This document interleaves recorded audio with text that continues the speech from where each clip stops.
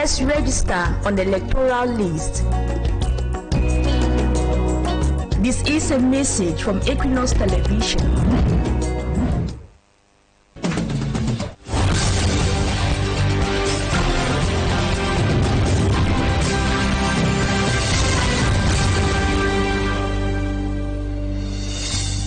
Hello everyone, thank you for joining us on this edition of the Primetime Newscast on Equinoxe Television. We are coming to you from our headquarters in Cameroon's economic capital, Douala. I am Babla Jonathan. In our top stories in this edition of the news, 5 years after the Garbuh massacre in the Donga-Mantum division, northwest region of Cameroon, within the context of the more than 8-year-long armed conflict raging across the English-speaking northwest and southwest regions of Cameroon, justice is yet to be served in the matter. It is still pending at the Yaoundé military court. We'll get updates from the lead defense counsel of the victims, Barrister Tamfu Richard, in this news. And also in this news, one of the major voices in the English-speaking northwest and southwest regions of the country who've been very vocal on the Anglophone crisis and other issues of national interest begins the journey to eternity today. Former Supreme Court Judge Barrister Ayah Paul was paid judicial honors at the Southwest Court of Appeal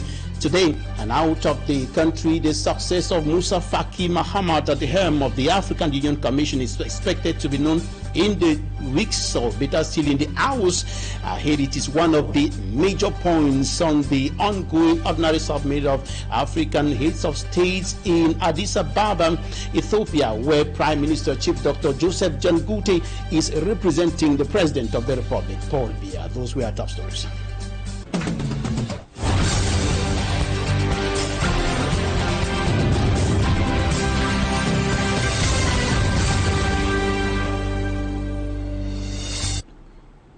We begin with issues concerning the Garbuh massacre, and 5 years after that incident in which soldiers killed at least 20 persons in Garbuh, in the Donga-Mantum division, northwest region of Cameroon, justice is yet to be served in the matter, pending at the Yaoundé military court. And we now have updates with Innocent Aze, who spoke to the lead defense counsel of the victims, Barrister Tamfu Richard. Greater details in this report. February 14, 2025 marks exactly 5 years that 21 civilians, including 13 children, were massacred in Garbuh, in the northwest region of Cameroon, by state forces, assisted by some armed Fulani militias. This was confirmed by an inquiry commission that was created to delve deep into the massacre. 21 people accused of involvement in the killing were dragged to court. Cameroonians, especially relatives of the victims, expressed a sigh of relief. Justice they clamored for will be served their deceased loved ones. Unfortunately, the slow pace of the trial for justice to take its course raised concerns about the justice system's efficiency and ability to render justice to the victims. Nothing will explain that a case which we thought was actually going to be very speedy had to drag for so long, and 5 years to me is really too long, and that's made us get tired, because I, the lawyer, was forced to abandon because nobody was taking care of my financial expenditures. 5 years on, even lawyers on the case are already giving up, understanding the slow pace of the justice system implies justice denied the Garbuh massacred civilians. I will be honest to you to tell you that for the past 1 or 2 years, I've just been following up the case from afar, because each time you go to court is an adjournment to another. From the very start of that case, I will not lie to you, I've spent from my own pockets hundreds of thousands, because at one point in time I had to pay money for the so-called victims to come to court to testify. And for each of the sessions, I will not spend less than 150,000. So I could not bear this cost for the number of years. The lack of progress for 5 years is said to be compounded by the limited opportunity for access and participation by victims' families, the lack of probative witnesses, and the fact that senior officers with command responsibility have not been arrested or charged. With the lawyers of the victims surrendering from the case due to the financial burden weighing on them, it is feared the trial will terminate and justice buried.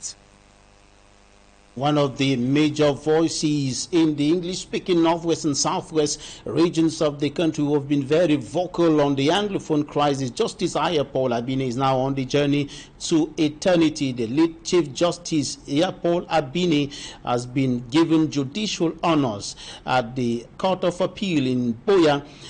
That was today, and this was done in the presence of his former colleagues, lawyers, and magistrates. The ceremony, which was boycotted by the state, witnessed a significant presence of family, fellow militants of his party, the Popular Action Party, and friends. Rex Afona files in details from Boya.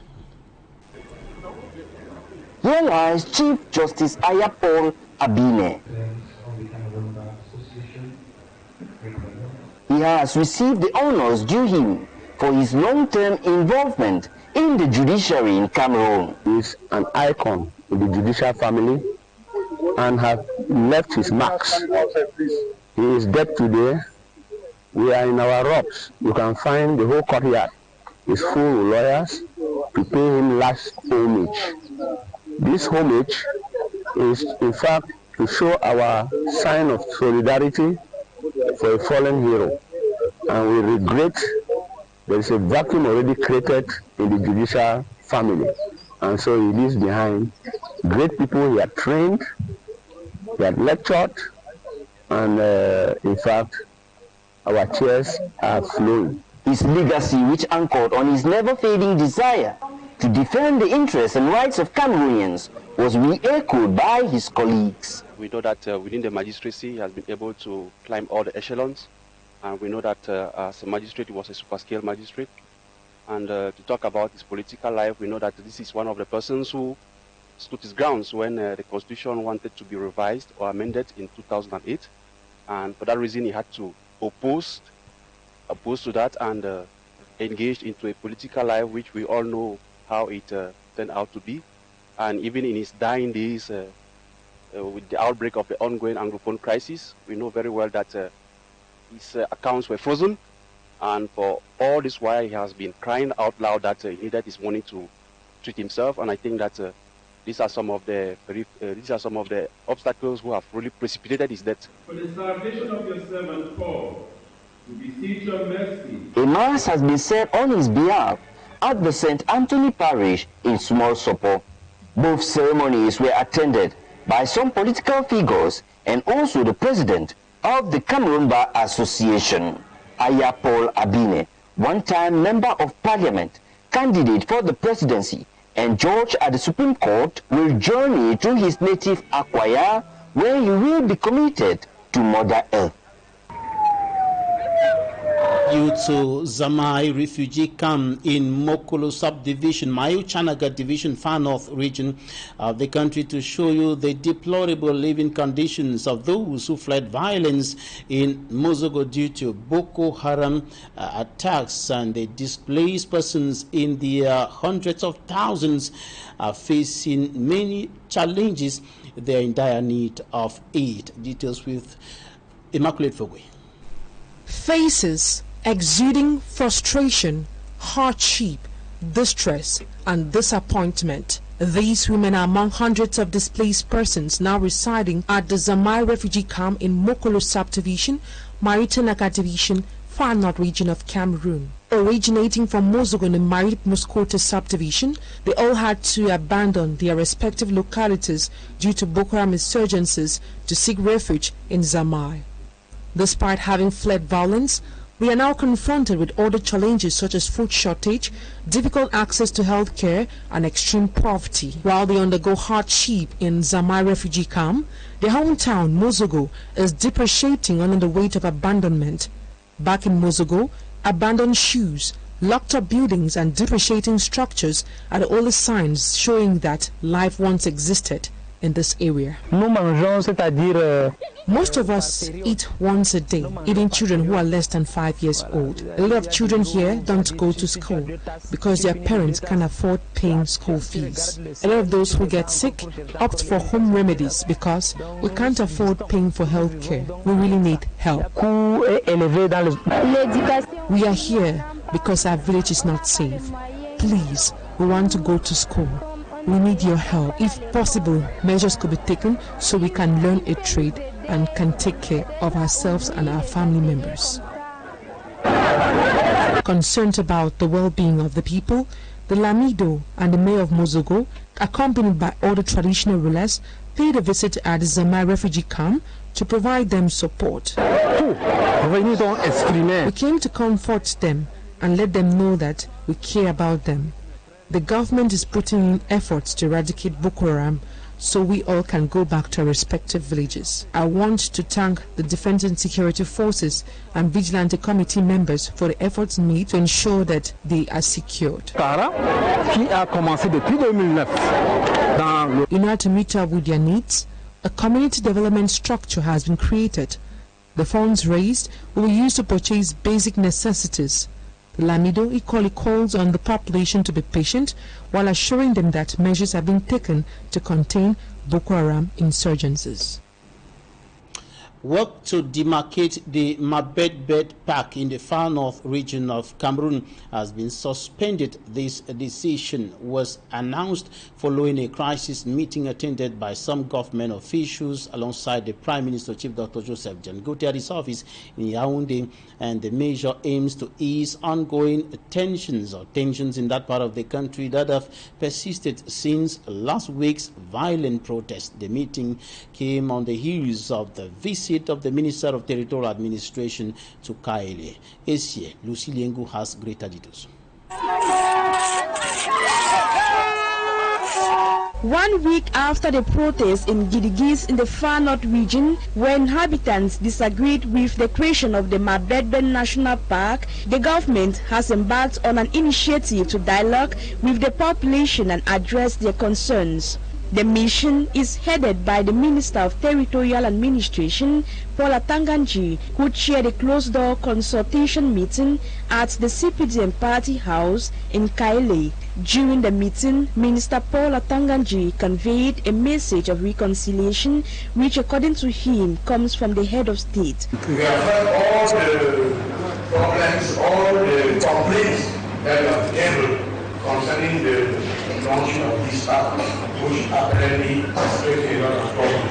So I urge everyone of you to be peacemakers, to work closely with the administration and have confidence in the government.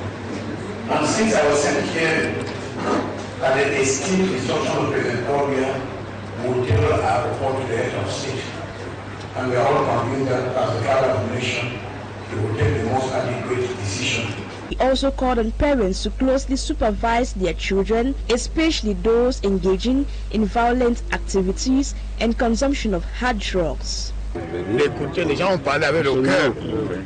Les gens ont exposé tous les problèmes, nous avons écouté. The local population on their part expressed their grievances, particularly regarding the management of the Mabedbed National Park, with some demanding its cancellation. So as for now, I think that we should not bother about the park. You should make no comments and you should take no initiative while waiting for the head of state to receive our report to take the main decision. You can count on my sincerity because I will present the report exactly following all the problems you have raised. The minister's visit to Kaile equally included a tour to the national park area where administrative authorities encountered resistance a week ago.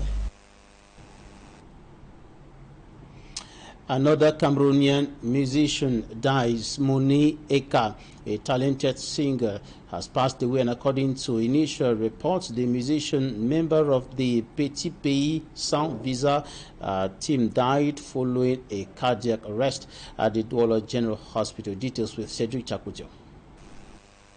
The Cameroonian music industry laments the departure of one of theirs. Moni Eka, Makossa artist and member of the group Les Sans Visa de Petit Pays, died this Friday, February 14, 2025, at the Douala General Hospital. The news of his death, which occurred following a stroke, plunged his fans, loved ones, and the entire artistic community into deep sadness. The cause of the death A stroke the day before was confirmed by the member of the family.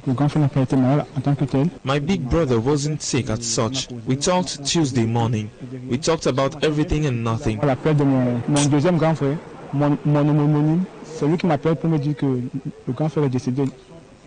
Then in the morning, they called me to go with him to the hospital. That's how he won't come out. And in the morning of the 14th, they will tell us that he died of cardiac arrest. Moni Eka, nicknamed the top of the class by Petit Pays, was a key figure in Cameroonian music. With his unique style and captivating voice, he helped shape the musical identity of the group Sans Visa. This loss is already being felt as a huge void in the music industry.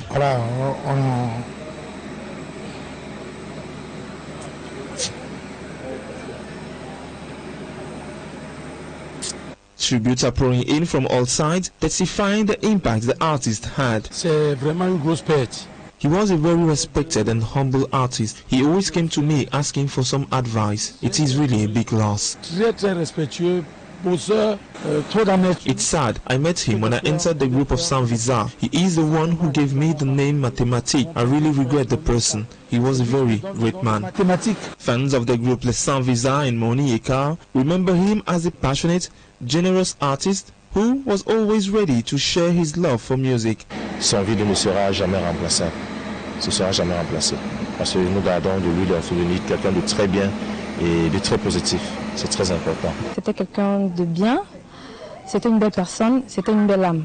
Moni Eka, oh là là, c'était vraiment, on vient de perdre un artiste au grand cœur. His songs will forever be remembered and his legacy will continue to inspire future generations of artists. The world is celebrating love today, Valentine's Day, emanating from the love-motivated action of a priest who decided to violate royal instructions to celebrate love. Immaculate Fogwe tells us more about how this day is being celebrated in Cameroon. He is looking for a special gift for a special one. He is among the many clans who have flooded the flower market in Bonapriso, Douala 1 subdivision. Okay, so I'm getting flowers today from my mom to appreciate her, to say I love her, to say all her kids love her, her husband love her, and just to say thank you for everything that she always does for us. So thank you very much, Mom. We love you. Just like him, this other client is carefully selecting the best flowers for his lover. Some flower, some lily to my wife. I wish every day she's happy. We plan to have some dinner, to go some good restaurant. After restaurant, you will come back in the house? Yeah, come back to the house. Yeah, enjoy the day. February is an iconic month for many people who are in love. It is a month many celebrate love, renew their vows, and even commit to stick together forever. For retailers, Valentine's Day is a golden opportunity to boost their turnover. On this day, we receive a lot of people who come to get gifts for those they cherish. Our business is seasonal, so during such periods, we try as much as we can to attract customers with the best items. Not far from the flower market is this open area in Bali, where some persons have displayed teddy bears, frames and gifts of all sorts. From sharing gifts, a romantic dinner, couples massage, a heartfelt letter, a romantic getaway, the choice is yours. Remember, there is no wrong way to celebrate Valentine's Day. Out of the country, the successor of Chadian Musa Faki Mahamat at the helm of the African Union Commission is expected to be known in the weeks or hours ahead. The African heads of states and their representatives are meeting in Addis Ababa in the ordinary session or summit of the African Union, and it is one of the major points on the agenda. The President of the Republic of Cameroon, Paul Biya, is represented by Prime Minister Chief Dr. Joseph Jangote. We have details with Fomi Armstrong-Sanda. Born on September 2nd, 1965, Mahmoud Ali Yusuf is a Djiboutian diplomat. He has served in the government of Djibouti as Minister of Foreign Affairs since 2005. Before then, he worked at the Djibouti Ministry of Foreign Affairs and headed its Arab Affairs Department during the 1990s. He served as ambassador to Egypt from 1997 to 2001. Out of his country, Yusuf served as chairman of the 129th Ordinary Session of the Council of Foreign Affairs Ministers of the Arab League in 2008. Ali Mahamad Yusuf studied foreign language applied at the Lumiere University in Lyon 2, France, business management at the University of Liverpool in England, and management magistrum at the University of Laval. The second candidate, His Excellency Raila Odinga, is a Kenyan politician who served as Prime Minister from 2008 to 2013 in his country, Kenya. He was a member of Parliament in Kenya from 1992 to 2013 and has been the leader of the opposition in the country since 2013. He is the leader of the One Kenyan Coalition Party. Odinga has run for president in Kenya 5 times, with none of his attempts being successful, and each time Odinga alleged electoral fraud. Raila Odinga was born on the 7th of January 1945 in the Kisumu district of Kenya to Oginga Oginga, who was the first vice president of independent Kenya under President Jomo Kenyatta. After studying in Germany for several years, Raila Odinga returned to his country Kenya in 1970, where he founded the first manufacturing liquid petroleum gas company in 1971. Third but not the least is Richard Radiamandratu. Richard Radiamandratu is an African diplomat, economist, a public servant from Madagascar with extensive experience in international relations, finance and development. He held significant positions in both the Malagasy government and contributing to economic development, diplomacy and regional integration on the African continent. He has a strong background in international organization, particularly within the African Union and the Common Market of Eastern and Southern Africa, COMESA, where he spent 10 years. Richard served in various high-ranking positions within the Malagasy government, notably as Minister of the Economy and Finance from 2019 to 2021. He also served as Minister of Foreign Affairs in 2021 in his country. Born on March 2nd, 1959, Richard Radiamandratu studied in Brussels, Belgium, and Georgetown in the United States of America. And that's it for the first part of this newscast. Talking Point is up next.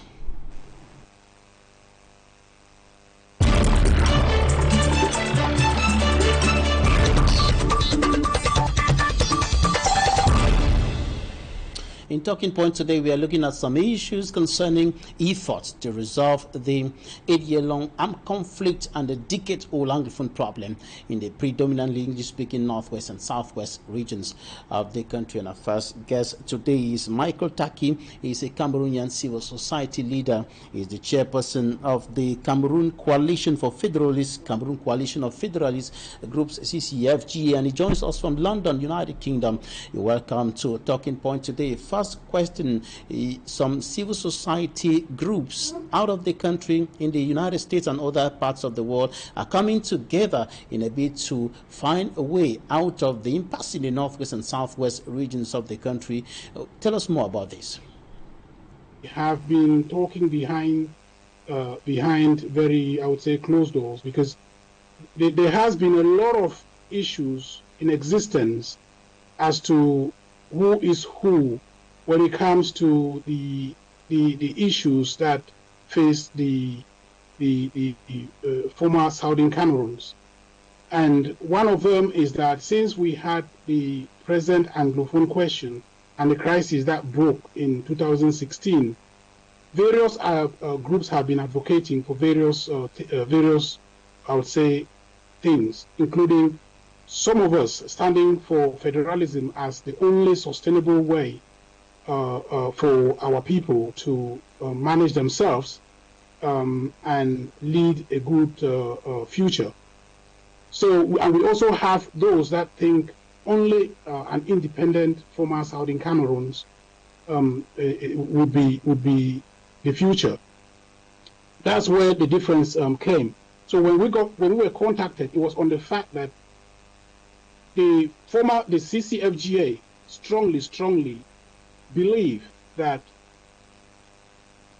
Cameroon, or the future of our people, would be guaranteed in a federation. We believe that federation is the future of the people of the former Southern Cameroons, because in this way we will eliminate completely the present assimilation and, I would say, the maltreatment that we tend to face on a daily basis when we are working with the French Cameroons or the regime in power. So the group or the memorandum of understanding that we just signed is an understanding that brought together or brings together various various ideologies or various I would say groups that think or that have something to do with the future of our people. And one of them include the pro-independence caucus.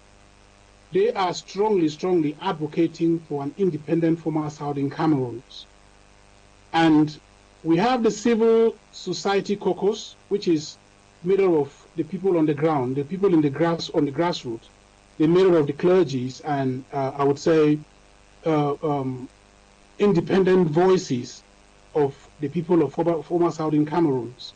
And then, of course, we have the Federalist or the Pro-Federalist caucus, which is, for example, the CCFGA.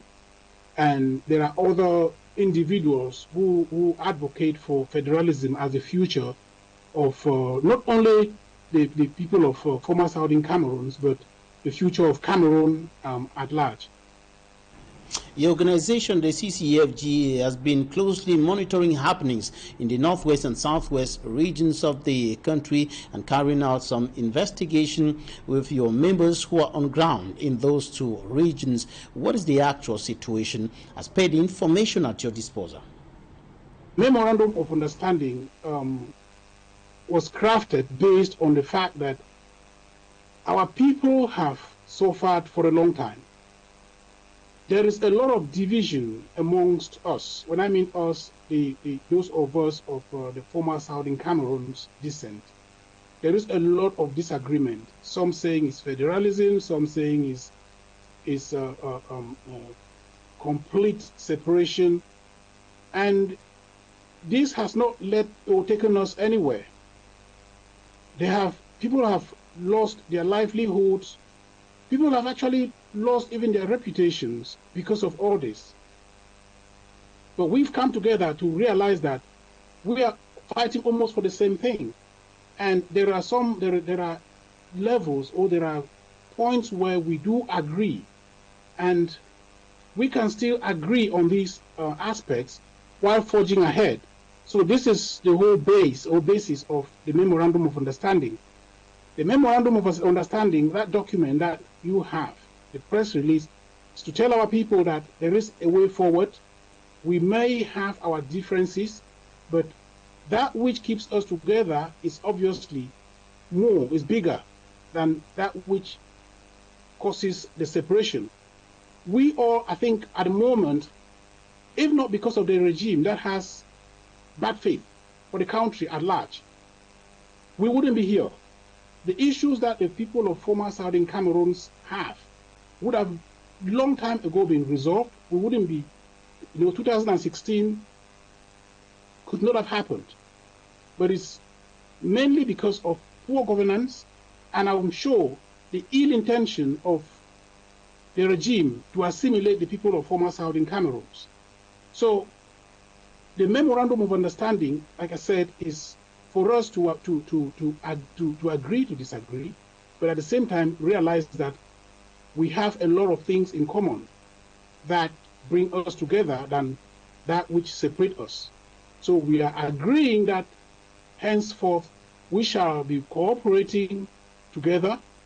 For example, the coalition of the coalition of Cameroon Federalist Groups and Activists, CCFGA, we believe in election, for example, which is what we are campaigning for. I would say voter registration. We support the fact that Cameroonians, especially those of us from the former Southern Cameroons, should go to the polls to elect or choose a leader that would carry forth or bear the flag of our federalist agenda. Michael TAKIE, anyone listening to you now will want to know how this come together of the different civil society organizations and the memorandum of understanding will fast track the process to peace and normalcy and lasting solutions to the decades-old Anglophone problem. One of the main issues, as you may know, that is not taking us anywhere, when I mean us, those of us from the former Southern Cameroons, is the division amongst us. We are so divided, and that has caused us a lot of problems because we cannot or would hardly agree on a way forward. So that on its own has defeated us completely. It's made us to be insignificant. And you know, when a house is divided, there is no, the enemy can easily come in. There is no peace. There is no moving forward. We destroy ourselves. We completely regress instead of progress. So we are hoping and we are working hard to make sure, as a positive to this memorandum of understanding, there is that agreement, and we are going to forge ahead in looking into the various ways in which the lives of our people will be better. We would be able to stand as a voice when necessary to demand to the government or any government that may come up after 2025 or so, to put our case or the case of the people of former Southern Cameroons stronger, as opposed to a situation where we have individuals or factions coming in and telling and saying, oh yes, I'm the one representing the people of former Southern Cameroons, these are our grievances. Now us coming together via this memorandum of understanding eliminates I would say factions asking for different things. We have a lot of program or a lot of activities being planned, which I may not be able to tell you exactly right now. But the positive is that just the fact that we are now agreeing to work together is a very, very massive step forward. And henceforth, as you can see from that document, we are going to implement a lot of a lot of things to do with our people, with the international community, so as to push forth the agenda of an agreed stand for the people of former Southern Cameroon. It's only when we come together, as we have done, that these would happen. It's only via this coming together that we would have a stronger voice, or one voice, asking for the same thing. And all this would completely change the lives of the people of former Southern Cameroons. With regards to federalists, we believe that it is only via a political process that we would be treated fairly in that country, because we believe in one Cameroon. We believe in one Cameroon, and we believe in one nation, which is a federal nation, a federal state. That way, we think under the I would say under the principles that govern a federalist system, we would be able to benefit as a people without being, I would say, marginalized or without any attempt to assimilate us. It would give us that sense and purpose of our own, to say, autonomy to do things. We would have to elect our DOs, we would have to elect our governors ourselves without them being imposed on us. Thanks a bunch, Michael TAKIE, for those updates from London in the United Kingdom. And due to time constraints, we'll not bring to you our second guest. But if you want to know more on the Memorandum of Understanding and the initiative, the effort that have been made to bring lasting solutions to the decades-old Anglophone problem, join us in this Sunday's edition of The Inside. And that's it for today. Thank you so much for your kind attention. God bless Cameroon.